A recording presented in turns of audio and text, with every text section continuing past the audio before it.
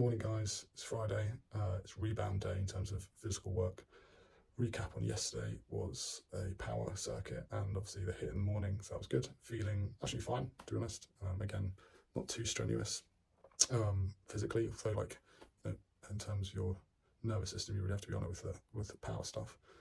Physically I'm okay. I think considering the week I've had, I feel actually good. I mean, admittedly, I haven't been playing as much tennis as I'd usually do. Would I be playing 2 hours every day? Twice a day? Usually, yes. Would it be like 4 hours? No, maybe like an hour and a half, an hour, or let's say 3 hours max. If I'm closer to a tournament week, then I'd probably be playing just a couple of sets, however long that would take. Warm up, play a set, play maybe 2. And then if I need to iron anything out, that's what I'll do after the session, or maybe before the next day, kind of thing. The following day, but before the session starts. Today, so hit and rebound work. Really looking forward to the rebound session. It's probably one of my favourites, just because it's a bit different. It's something I have to work on, or give more time and attention to in my game, and that definitely excites me. So anyway, hope you all have a great day, and I'll let you know how it goes.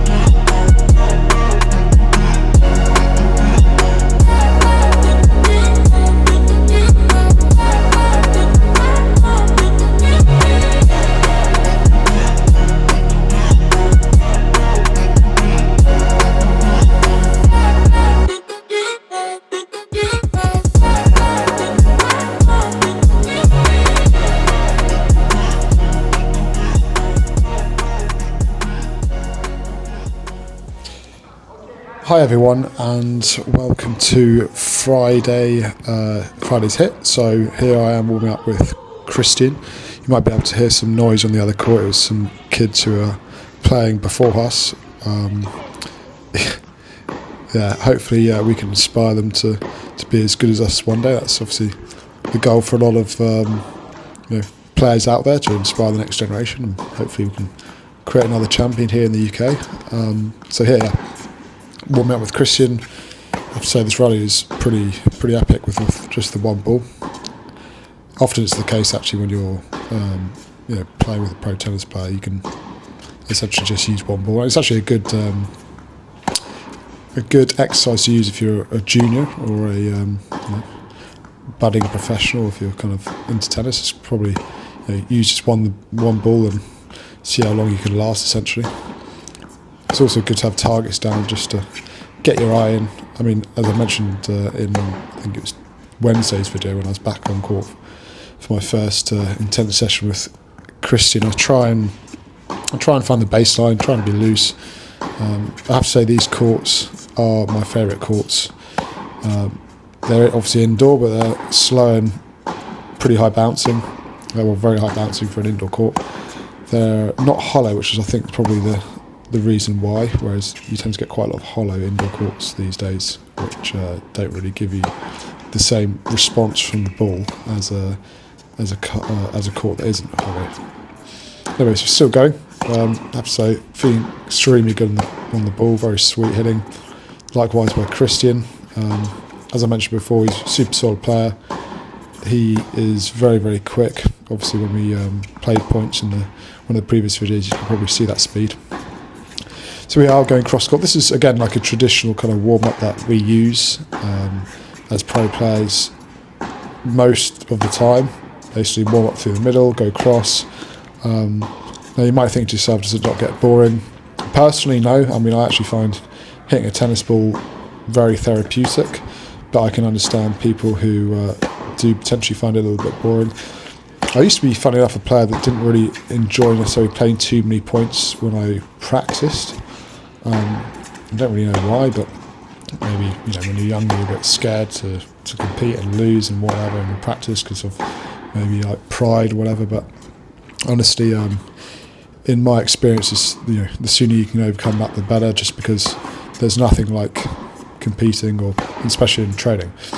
One thing that I like to add when I train these days, even in these kind of like drills going cross court, is put a competitive kind of spin on it, or an edge on it. Put a coffee, put a drink or whatever. It's £5. Play first to 7. Just because there's just no substitute for competing, getting your mind in that kind of frame.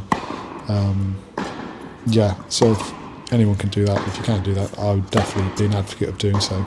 I think you can improve hugely by just getting used to being under pressure, playing for something, because at the end of the day, especially if you're a junior looking to do something in the game, I think it's a brilliant way of building that side of the mind, i.e. not just aimlessly hitting a tennis ball, but actually think about, okay, what do I need to do to win the point?